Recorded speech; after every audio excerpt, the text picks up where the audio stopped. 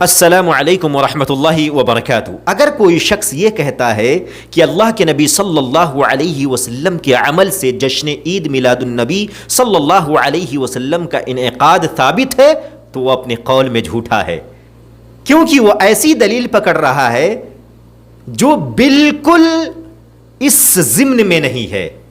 جیسے کوئی دلیل پکڑتا ہے کہ اللہ کے نبی صلی اللہ علیہ وسلم نے اپنی پیدائش کے دن روزہ رکھا تو ہمیں جشن منانا چاہیے۔ بھائی روزہ الگ چیز ہے اور جشن عید میلاد النبی الگ چیز ہے۔